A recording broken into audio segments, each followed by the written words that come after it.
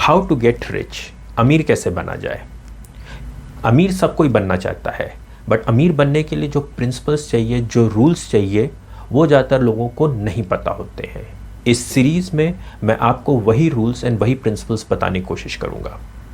ये रूल्स और प्रिंसिपल्स मेरे नहीं हैं, मैंने कई फेमस इन्वेस्टर्स, ट्रेडर्स, फाइनेंशियल जो लोग होते हैं, जो फाइनेंशियल इंडस्ट्री में जिनका बहुत नाम है, उनकी किताबें, उनके ट्वीट्स पढ़े, उनको समझा, और जो मेरा अपना एक्सपीरियंस है उसको उसमें ब्लेंड करके मैं बताने के अपना आइडिया उस पर देने की कोशिश करूँगा कि बेसिकली वो क्या कहना चाहते हैं और वो प्रिंसिपल्स या वो रूल्स क्या हैं। बेसिकली ये रूल्स आपको आपकी जो मनी प्रॉब्लम्स हैं, जो मनी इश्यूज़ हैं, वो सॉल्व करने में मदद करेगी। Now coming to the original question, how to get rich. But before trying to explain the principles and rules, मैं बताना चाहूँगा पहले एक डिफरेंस कि being rich and being wealthy में क्या डिफरेंस होता है। Being rich का मतलब होता है कि आपकी जो इच्छा है वो पूरी हो जाती है। आपकी इच्छा है आज ये खाने की, आपने वो खा लिया। आपकी इच्छा है ये कार लेने की, आपने वो कार ले ली। तो that means you are rich enough. But wealthy क्या होता है? वेल्दी मतलब होता है जो आपकी डिज़ायर है वो भी पूरी हो जाए। फॉर एग्ज़ाम्पल, आपने जो ख्वाबों में चीज़ें सोची हैं वो भी अगर आप पूरी कर लें। एक लाइव एग्जाम्पल बता रहा हूँ, जैसे फॉर एग्ज़ाम्पल एलोन मस्क, वो स्पेस में जाना चाहता है। So he is a wealthy person. वो स्पेसशिप भी बना रहा है, ऊपर भी जा रहा है, एंड मे बी मार्स पे भी पहुँच जाए। So that is the difference between rich and wealthy. Rich लोगों की वांट्स जो अपनी पूरी कर लेते हैं वो रिच पीपल होते हैं। जो अपने ख्वाब, अपनी डिज़ायर्स पूरी कर लेते हैं वो होते हैं wealthy people. Now the question comes, what is money and what is assets. Money क्या होता है? बेसिकली कैश है, जहां आपने अपना समय दिया और आपको कैश मिला, वो होता है मनी ट्रांजैक्शन। असेट वो चीज़ होती है जहां आप उस पर टाइम नहीं दे रहे हैं, बट वो आपको कमा के दे रहा है। फॉर एग्ज़ाम्पल, आपने बैंक में पैसा जमा कर रखा है और बैंक में आपको इंटरेस्ट मिल रहा है, तो वो एक असेट हो गया। या आपने कोई एक घर लिया और आपको रेंट उससे आ रहा है, वो असेट हो गया। कहने का मतलब ये है, जहां आप अपना समय दे के कोई चीज़ के लिए पैसा कमा रहे हैं या पैसा आपको मिल रहा है, that is money, that belongs to rich things. Like कहा जा सकता है कि किसी कंपनी का CEO बहुत अमीर है, he is rich. That means वो अपना समय देता है और उसको एक अच्छी सैलरी मिलती है। Wealthy means a person who has lot of assets that give him the passive income. वो उसके लिए मेहनत अब नहीं कर रहा, उसको जो मेहनत करनी थी कर ली, अब उससे वो सिर्फ एक पैसिव इनकम आ रही है, एंड उसके सारे रिक्वायरमेंट, सारी डिज़ायर्स, सारे जो उसके खर्चे हैं, जो भी उसका एक्सपेंसेस हैं, वो पूरे हो रहे हैं। सो ये होता है basically difference between rich and wealthy, या बिटवीन मनी एंड असेट्स। जो वेल्दी लोग होते हैं उनके पास असेट्स होते हैं, वो असेट्स उनको और पैसा कमा के दे रहे होते हैं। जो रिच लोग होते हैं वो अपना समय दे के अच्छा खासा पैसा कमा रहे होते हैं। ये एक बेसिक डिफरेंस है बिटवीन रिच एंड वेल्दी और बिटवीन मनी एंड असेट्स। सो कहने का मतलब ये है कि बेसिकली अगर आपके पास असेट्स हैं तो कहने का ये मतलब है जब आप सो भी रहे हैं तब भी वो आपको पैसा कमा के दे रहा है। That makes you wealthy. हाँ, but productivity level, returns level हर एक असेट्स के डिफरेंट हो सकते हैं। मे बी आपकी रेंटल इनकम अच्छी हो और मे बी रेंटल इनकम या रेंटल यील्ड आपकी ना अच्छी हो। सेविंग अकाउंट में आपको अच्छा इंटरेस्ट मिल रहा हो या आपको अच्छा ना मिल रहा हो। प्रोडक्टिविटी लेवल आपका डिफरेंट हो सकता है डिफरेंट एसेट क्लास पे, बट असेट्स वही होते हैं, या वेल्दी सिनेरियो वही होता है जब आपके पास ऐसे कोई असेट्स हैं जब आप सो भी रहे हो तब भी वो आपको पैसा कमा के दे रहा हो। चलिए मैं आपको अब दूसरे तरीके से एक्सप्लेन करने की कोशिश करता हूँ difference between rich and wealthy. Let's assume कि किसी एक बंदे के पास $1 मिलियन हैं और उसका मंथली एक्सपेंस, उसके महीने का खर्चा $5,000 है।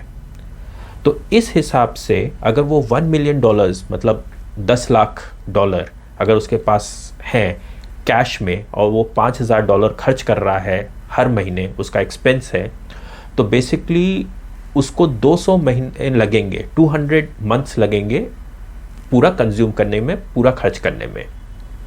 That means approximately 16 to 17 years में उसका पैसा ख़त्म हो जाएगा। इन्फ्लेशन मैं नहीं कंसिडर कर रहा हूँ। तो बेसिकली ये हुई एक रिच आदमी। अगर मैंने कहा किसी के पास $10 लाख है या $1 मिलियन है, 10 लाख इज़ $1 मिलियन है, तो he is considered rich. But अब वेल्दी क्या हुआ, इसी का दूसरा एंगल समझते हैं। वेल्दी वो हुआ जिसके पास भी $1 मिलियन हैं, बट उसने किसी असेट में लगा रखे हैं जहां से उसको $5,000 पर मंथ मिल रहा है। अब डिफरेंस समझिए दोनों को। एक के पास कैश रखा हुआ है, वो भी $1 मिलियन है, और एक के पास एक असेट है $1 मिलियन का, वो भी, दोनों की नेटवर्थ लगभग सेम है, $1 मिलियन है। लेकिन एक के पास असेट्स नहीं है, सिर्फ कैश रखा हुआ है और उसके जो एक्सपेंसेस है $5,000 अगर वो यूज़ कर रहा है पर मंथ, तो ज़्यादा वो 200 महीने मतलब 16 से 17 साल तक सर्वाइव कर सकता है। उसके बाद उसका पैसा ख़त्म हो जाएगा। That is known as rich persons. अब वेल्दी पर्सन क्या हुआ कि उसके पास असेट है वही $1 मिलियन का, या यू कह दीजिए $10 लाख का असेट है जो उसको $5,000 पर मंथ दे रहा है। अब वो क्या है, वो ज़िंदगी भर सर्वाइव कर सकता है। This is the difference between rich and wealthy. Wealthy means to have an assets that make you money, जो आपको पैसा कमा के दे जब आप सो भी रहे हो। This is the difference. Now let's try to understand wealth. Wealth buys you freedom. Wealth का सिर्फ एक पर्पस होता है, वो आपको फ्रीडम खरीद के देता है। आपको वो नहीं करना पड़ता है, अगर आप वेल्दी हैं तो आपको वो नहीं करना पड़ता है जो आप करना नहीं चाहते हैं। आपको वहाँ होना नहीं पड़ता है जहाँ आप जाना नहीं चाहते हैं। वेल्थ का सिर्फ एक पर्पस होता है, वो आपको फ्रीडम खरीद के देता है। आप ये समझ सकते हैं कि यॉट खरीदना और महंगी गाड़ी खरीदना ये सब वेल्दी है, नहीं। वेल्थ का सिर्फ एक पर्पस होता है, सिर्फ एक चीज़ होती है, ये समझिए कि आप जो करना चाहें वो कर सकते हैं। आपकी जो इच्छा है, आपकी जो डिज़ायर है, जो आप एज अ इंडिविजुअल पर्सनालिटी हैं, आप वो सब कर सकते हैं। वेल्थ आपको वो फ्रीडम देता है। पैसा जो होता है वो आपका वेल्थ क्रिएट करता है।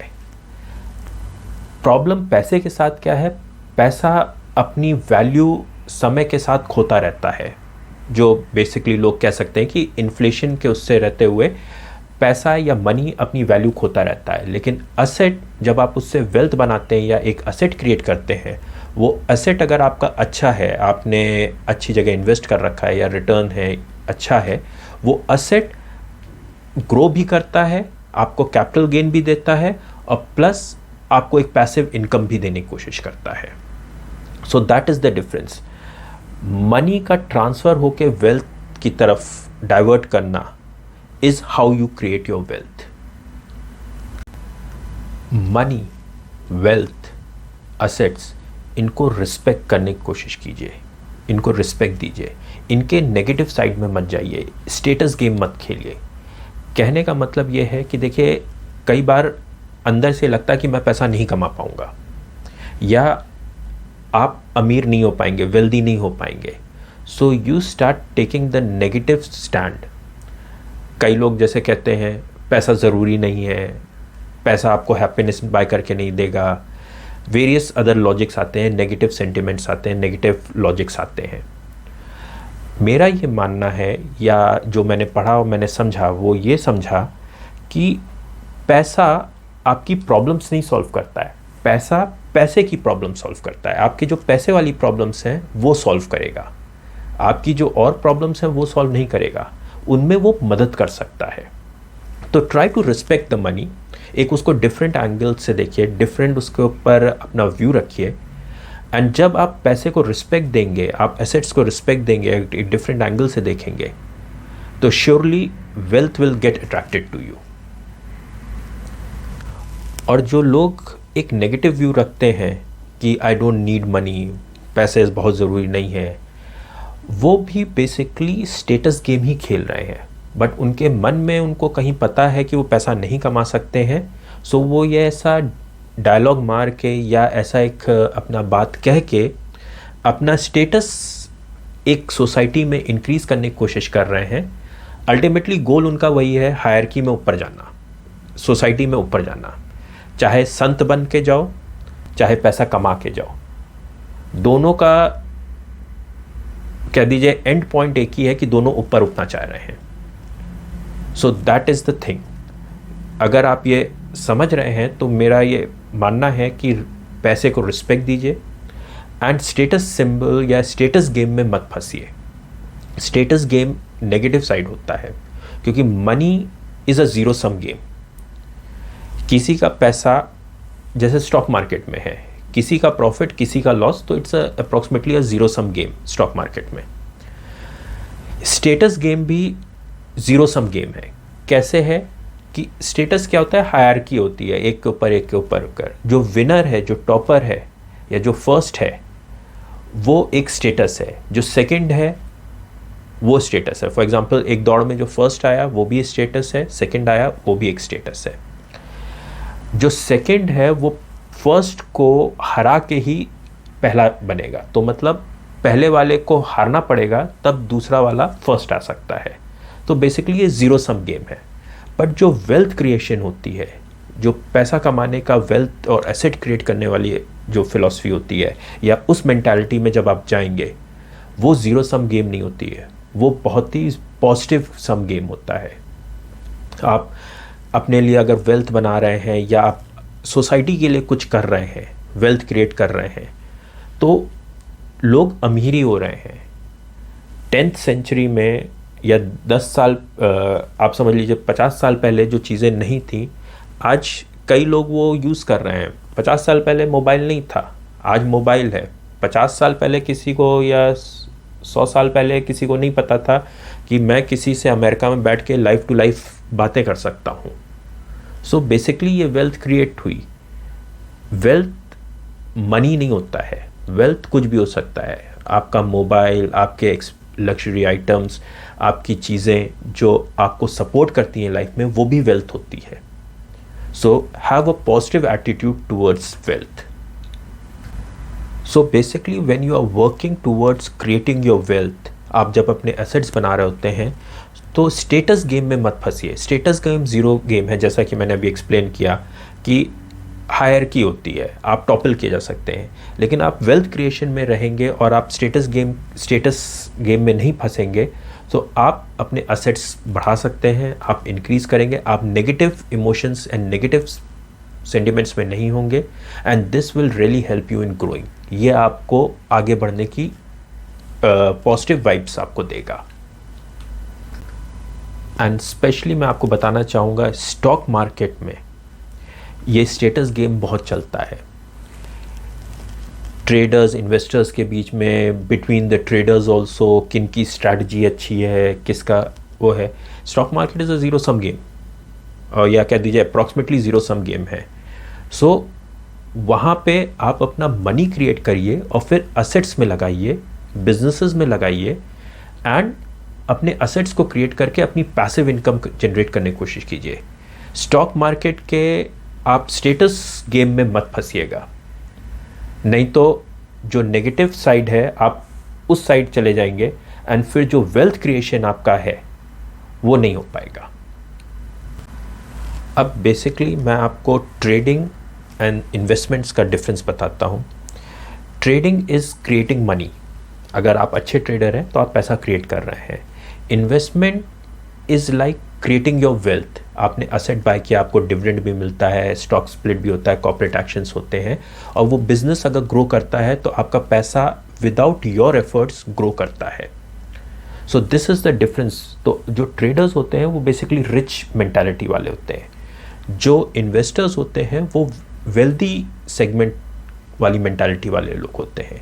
सो try to have the investments in stock market, in businesses, so that your wealth can grow, it can generate a passive income, and you can have your freedom then. To get rich, and especially if you are a trader or investor, और आप stock market के through you want to get rich, तो एक चीज़ ज़रूर याद रखिएगा कि you have to give and take the information. Information ज़्यादा देना आपके हाथ में है, आप जितनी इन्फॉर्मेशन देना चाहते हैं, बट इन्फॉर्मेशन लेने की आपकी बहुत ज़्यादा इच्छा होनी चाहिए.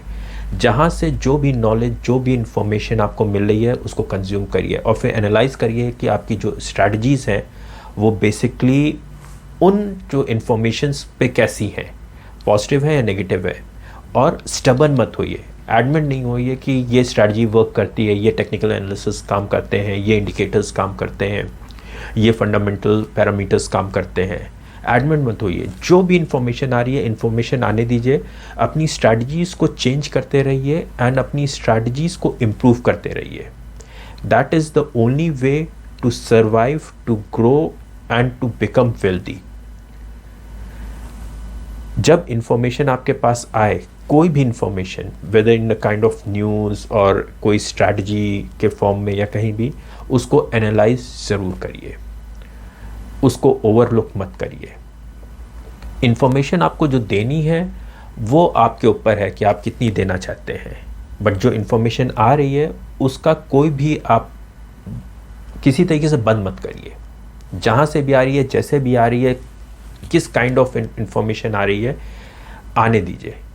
एक्सेप्ट ऑल द इंफॉर्मेशंस, आने दीजिए, उनको एनालाइज करिए और अपनी स्ट्रैटेजीज़ और अपने जो तरीके हैं इन्वेस्टमेंट्स के या वेल्थ बिल्डिंग तरीके हैं उनको इम्प्रूव करते रहिए. So to be successful in stock market, only 2 things are required. First is education. Education is not like MBA और आपकी कोई डिग्री वाली education. Educations mean keep on learning, keep on improving, keep on exploring, पहली चीज़. और दूसरी चीज़ है a desire to get the right information. अगर आप राइट इन्फॉर्मेशन नहीं लेने की कोशिश करेंगे, so you can make a blunder. So stock market में सक्सेसफुल होने के लिए आपकी एजुकेशन और आपका desire to get the right information is a must. और स्टॉक मार्केट में एक चीज़ और याद रखिएगा, आपका समय सबसे कीमती है, क्योंकि समय ही एक ऐसी चीज़ है जिसके पास, किसी के पास कोई एक्स्ट्रा समय नहीं है. सो कोशिश ये करिए कि उन लोगों के साथ रहिए जिनके साथ आपको लग रहा है कि आपके असेट्स ग्रो कर सकते हैं. उनके साथ मत रहिए, कोशिश करिए जिनके साथ आप मनी क्रिएट कर सकते हैं, स्पेकुलेटिव ट्रेडिंग कर सकते हैं या एनीथिंग जहां आपको लगता है कि आपका समय बर्बाद हो रहा है. स्टॉक मार्केट में कई ऐसे लोग हैं, आप ट्रैक रखिए कि किस बंदे ने क्या कहा, किस बंदे की कितनी इन्फॉर्मेशन है, किस बंदे की क्या नॉलेज है, किस बंदे की क्या स्ट्रैटेजी है और कौन सा बंदा चेंज हो रहा है. जो चेंज हो रहा है वही ज़्यादा सक्सेसफुल होगा. तो स्टॉक मार्केट में you have to keep a track record of all the people you meet to understand exactly उनका क्या लेवल है और उनसे आपको कितना फ़ायदा मिल सकता है.